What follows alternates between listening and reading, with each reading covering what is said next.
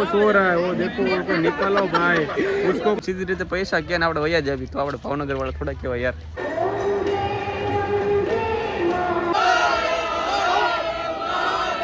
Okay પહેલા બીજા માં આવી પડી પરાણે પરાણે.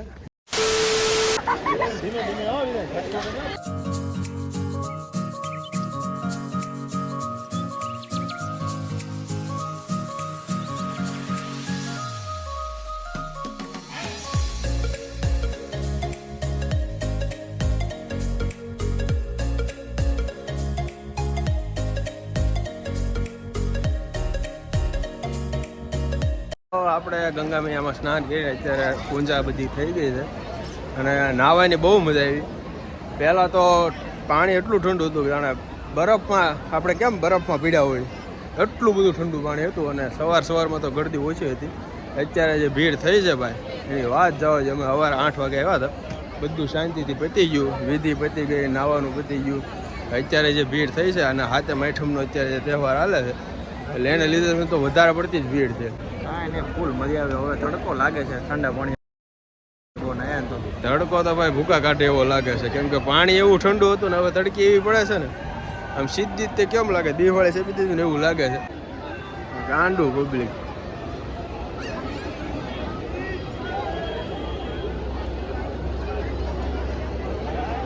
તડકો જોવો તમે ભાઈ, આ ભૂકા કાઢી નાખ્યા. મમરા ભરાઈ ગયા, મમરા લેવાની તડકાના મમરા ભરાઈ ગયા ભાઈ. આ ટાઢું પાણી એટલું હતું ને હવે તડકો એવો લાગે છે ને સીધો જ કલર પકડવાનો છે. ત્યારે પગના ભૂકા નીકળી ગયા. આને તો જો હાલત ખરાબ થઈ ગઈ લાગે. ફૂલ તડકો છે, ફૂલ ગરમી છે. હાલે પગ દુખવા મીના છે અને અત્યારે પાછામાં હાલીને જાવી શકે. ડુંગર કાંઈક ચડવાના મનસા દેવી એવું કંઈક છે. અમને તો 1 કિલોમીટર હાલી ગયા પછી ત્યાંથી પાછા બોલાવ્યા તડકાના ભાઈ. તો બહુ જ ગરમી, સખત ગરમી છે યાર. કોઈ એનું કેમ ગરમીની કોઈ ડેસ્ટિનેશન નથી અમારી ભાઈ. શું કેવું? કાંઈ નહીં, હાલો ત્યારે ઉપર જઈએ ધીમે ધીમે, પછી મળીએ ત્યાં.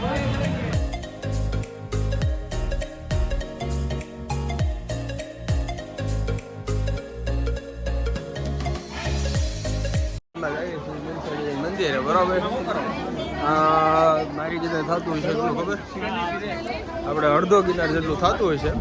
ઉપર ડુંગર ઉપર આવેલું છે મંદિર. બાકી બધા લોકો જાય છે રોપવેમાં, અમે જઈએ છીએ દાદરા ચડીને. એટલે એને 10-15 મિનિટ થાય અને અમારે 25-30 મિનિટ થઈ જાય, અડધી કલાક એવું. તો કે તડકા એવું નથી. મંદિર અને સંયોગીઓ આમ બધું પરફેક્ટ છે એટલે જલ્દી પહોંચી જવું.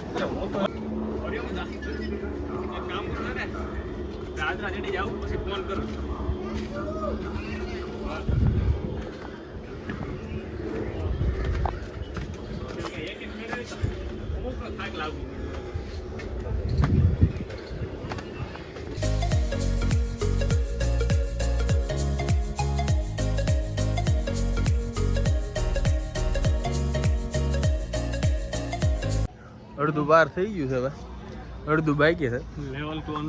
લેવલ 2 અનલોક થઈ ગયું. અને મોટો ફાયદો એ છે કે દાદરા 100 જેવા છે, 100 જેવા દાદરા છે. બાકી રોડ આવી જાય સ્ટેલી. અને ગરમી તમે જોઈ શકો છો, ફૂલ ગરમી છે. હા, તડકો પ્લસ થોડો પણ પવનની છે. બાકી વ્યૂ તમને મળે દુનિયાનો, એમાં કંઈ ઘટે નહીં. તો ગાઈઝ તમે પહોંચી ગયા છો ફાઇનલી તમારી ડેસ્ટિનેશન. હવે દર્શન કરી લઈએ બરાબર. બાઈક બધા અમારા રોપેવાળા તો દર્શન કરીને હવે રિટર્ન થઈ ગયા. હવે અમે દર્શન કરીને પછી નીકળી જાય. બાકી વ્યૂ ને આમ ચડવામાં એટલો બધો કાંઈ વાંધો આવે એમ નથી. પવન હોય તો આરામથી પહોંચી જાઉં. એટલે બધી અમને તકલીફ પડી વર્ષોની એ પવન નહોતો એમાં. બાકી બહુ મજા આવે એવું છે, મસ્ત વ્યૂ છે.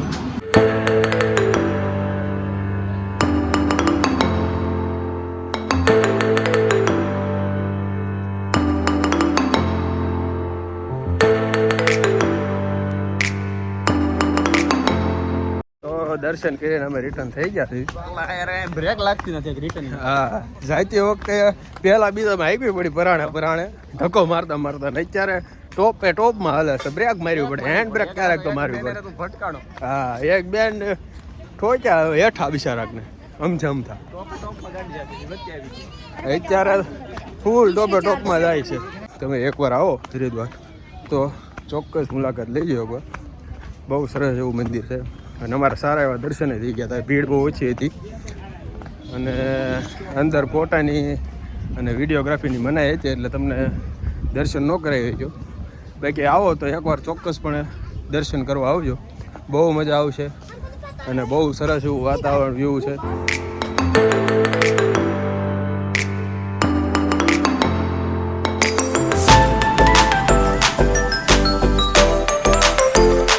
અત્યારે પહોંચી ગયા છીએ હોટલે અને નાહી ધોઈને ફ્રેશ થઈ ગયા છીએ. તો હવે અત્યારે હરિહરનો હાથ પડી ગયો છે, બધા વ્યાઈ ગયા છે. આપણે નાવામાં થોડુંક મોડું થઈ ગયું તો હવે હેઠે જઈને હરિહર કરી લેવું. તો આપણે મેનુમાં છે દાળ, ભીંડીનું દહીંવાળું શાક, છાશ, રોટલી ને ભાત. મારા સાથીદારે તો પૂરું કરી નાખ્યું છે. આ મને યાદ રહે.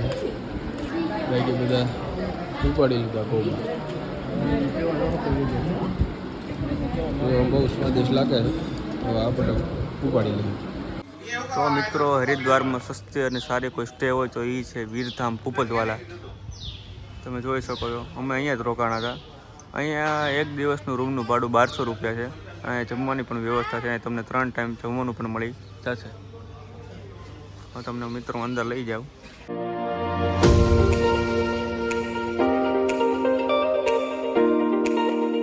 આ છે રિસેપ્શન એરિયા. જમવાની વ્યવસ્થા છે. તમે અહીંયા બેસીને જમી શકો છો. સવારનો નાસ્તો પણ કરી શકો છો. અહીંયા જો બધા સવારનો નાસ્તો કરીને હવે બેઠા છે. હવે તમને ઉપર રૂમ બાજુ લઈ જાઉં.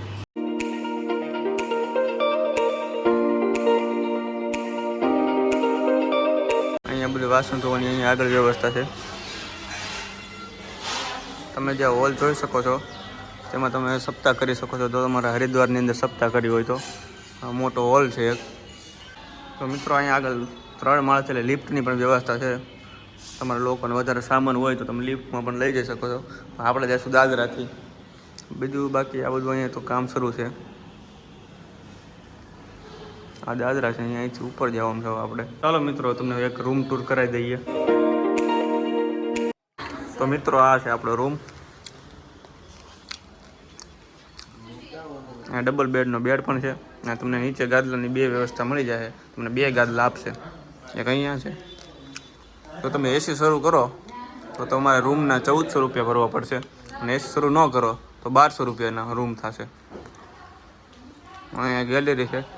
ત્યાં તમે કપડાં બપડા સૂકવી શકો છો.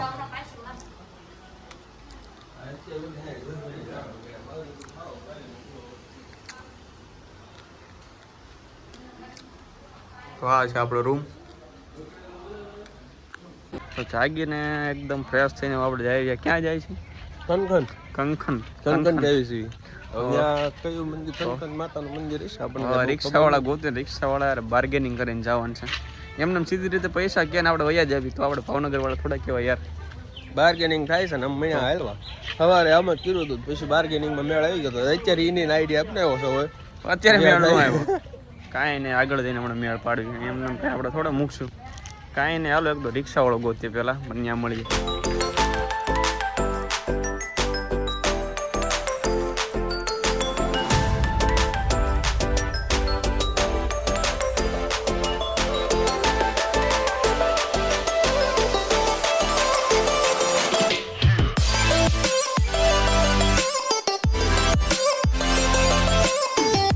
रुद्राक्ष के जितने भी झाड़ हैं महादेव जी के आंसुओं से पैदा हुए, इसलिए उनका बार बार अवतार माने गए. फल होता है 1 मुखी से लेकर 14 मुखी. लेकिन जिस तरह सभी देवों में श्रेष्ठ महादेव हैं, सभी में श्रेष्ठ माना गया एक मुखी को साक्षात शिव कहा गया. कहते हैं उनके दर्शन से पापों का नाश होता है, सीधे मोक्ष की प्राप्ति. लेकिन एक मुखी के दर्शन आप हमेशा नहीं कर पाते, क्योंकि 12 वर्ष में एक ही बार पैदा होते हैं. जितने झाड़े हिमालय में गवर्नमेंट द्वारा अंडरटेकिंग किए हुए हैं, किसी भी प्राइवेट मार्केट या दुकान पे एक मुखी नहीं मिलती. जब भी कोई विशेष पर्व होता है, जगत गुरु आदि शंकराचार्य जी के आश्रम से पूजा और मंत्रों द्वारा सिद्ध होने के बाद 12 साल बाद यहाँ दर्शनों के लिए आते हैं, क्योंकि इसी जगह जगत गुरु का ट्रस्ट बना हुआ है. इस समय 4 धाम यात्रा खुलने और श्रावण मास के उपलक्ष्य में एक मुखी यहाँ पर भेजे हैं. और आप जितने भक्त लोग आ रहे हैं, यहाँ की स्टेट गवर्नमेंट की तरफ से आप सभी को एक मुखी के दर्शन करा रहे हैं, फ्री में जानकारी दे रहे हैं. कि एक मुखी के आप लोगों के जीवन में क्या क्या लाभ है, और जिन भक्तों के मन में असली एक मुखी लेने की इच्छा हो साथ में लेकर जा सकते हैं। क्योंकि भाग्य से जिस घर में एक मुखी की पूजा होती है उस घर की दशा और दिशा दोनों बदल जाती है। इसलिए हर घर में सुख शांति के लिए, स्वास्थ्य के लिए, मनवांछित फल की प्राप्ति के लिए, आप अपने जीवन में जो काम कर रहे हैं हर काम में हमेशा सफलता के लिए और हर प्रकार के दोषों से मुक्त होने के लिए एक मुखी सभी रुद्राक्षों में श्रेष्ठ माना जाता है। और रुद्राक्ष में सबसे ज्यादा मेडिसिन पावर होती है। रात को तांबे के बर्तन में 1 गिलास, 2 गिलास, 3 गिलास फ्रेश पानी भर के रखो, रुद्राक्ष को उसमें डाल दो, रात भर रहने दो, सुबह तक वो जल एक हर्बल टॉनिक बन जाएगा। किसी को पेट संबंधी बीमारी है, 3 महीने लगातार पियो, पेट संबंधी हर बीमारी खत्म, 90% डॉक्टर बीमारी से दूर। किसी को डायबिटीज है या शुगर है या हार्ट पेशेंट है तो 1-1 गिलास करके डेली बैठ के पानी पीते रहो तो आपका कंट्रोल होता चला। ये जो आप देख रहे हैं ये रुद्राक्ष का झाड़ है, पत्तों के साइड में छोटे छोटे दाने दिख रहे हैं, ये रुद्राक्ष के फूल है। फल अगले महीने शुरू होगा और 6 महीने में कंप्लीट होगा। ये 3 मुखी रुद्राक्ष का झाड़ है जो हमारे तीनों भगवान का प्रतीक है, परमपिता ब्रह्मा जी, भगवान विष्णु जी, भगवान महादेव।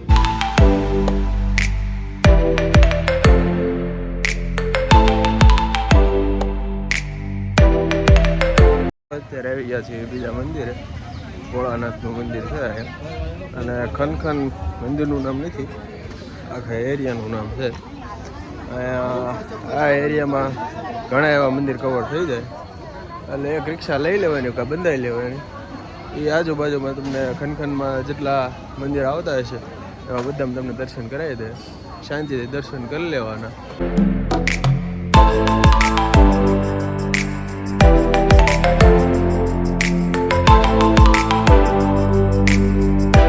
ભોળાનાથનું મંદિર છે, પછી દક્ષ રાજાનો મહેલ આવેલો છે, દક્ષ રાજા નામનું મા વિદ્યા મંદિર આવેલું છે।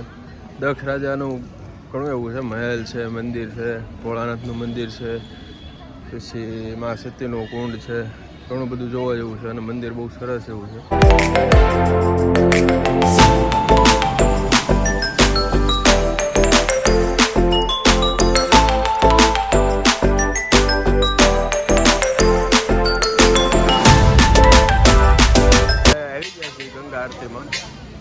અત્યારે ધીમો ધીમો વરસાદ ચાલુ થઈ ગયો છે અને પહેલાં હવે કૌંબા પાણી લઈ લેવી, બધા થોડાક થાકી ગયા છે, કૌંબા પાણી થોડાક લઈ લેવી, ગ્રહણ કરી લેવી, પછી જઈએ ગંગા આરતીમાં। જો વરસાદ વધી જાય તો નક્કી નહીં થાય, ન થાય, અને થાય તો તમને હમણાં બતાવી દર્શન કરાવી ગંગા આરતીના। હરિદ્વારની ગંગા આરતી એટલે કાંઈક કહેવાય, તો કૌંબા પાણી પહેલાં કરી લેવી।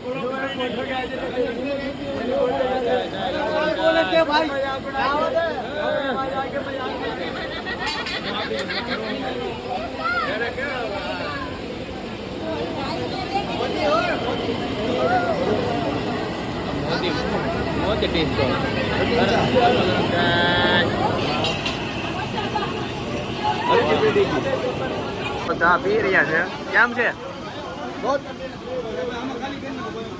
बढ़िया है, एकदम बढ़िया, बहुत हर की बेटी की चाय। अच्छा,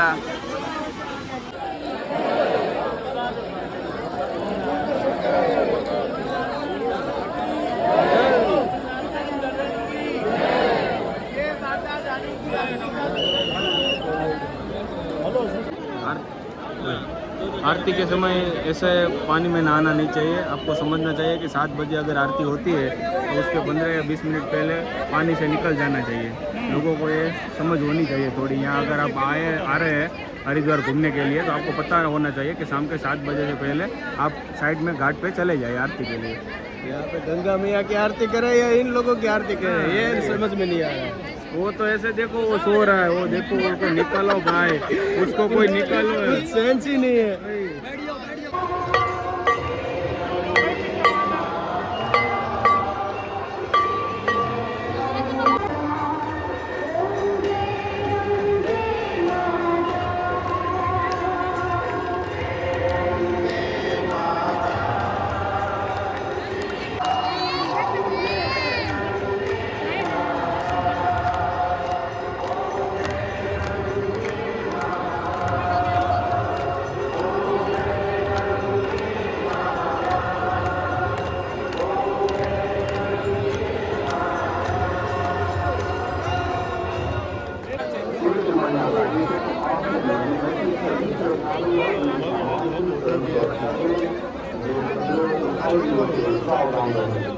अपने मोबाइल फोन पर रुपये पैसे बैंक कीमती सामान आदि कारणों से सोच ध्यान रखें।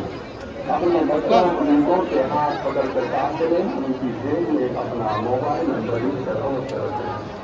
सभी लोगों को અત્યારે ગંગા આરતી પતી ગઈ છે, તમને બધા દર્શન કરાવી દીધા સારા એવા, અને બહુ સારી એવી આરતી થઈ હતી. આરતીની બાજુમાં અમે ઊભા હતા. વરસાદ હોવા છતાં ગંગા મૈયાની આરતીમાં કોઈ પણ પ્રકારની મુશ્કેલી નથી આવી. શરૂઆતમાં બહુ વરસાદ હતો, જ્યારે આરતી શરૂ નહોતી થઈ એ પહેલાં બહુ વરસાદ હતો. જેવી આરતી ચાલુ થવાની તૈયારી થઈ એટલે વરસાદ ધીમો પડી ગયો, અને તોય છતાં પણ વરસાદ તો આવતો જ તો. તોય આરતીમાં કોઈ પણ જાતની મુશ્કેલી આવ્યા વગર આરતી શાંતિપૂર્ણ સંપૂર્ણ થઈ ગઈ છે. આખી આરતી પૂરી થઈ ગઈ છે અને સારા એવા દર્શન કરી લીધા છે.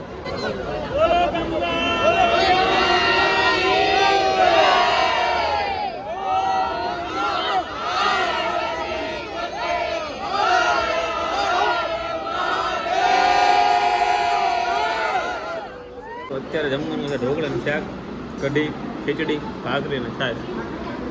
અત્યારે મેં ડીશ કરી તો મેં એક ભાખરી તો હું ખાઈ ગયો છું.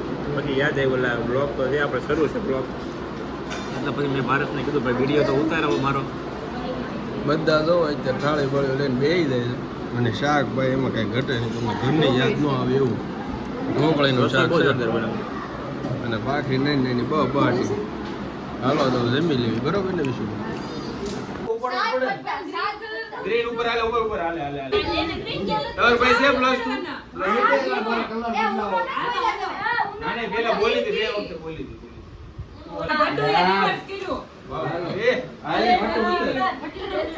ગ્રીન માં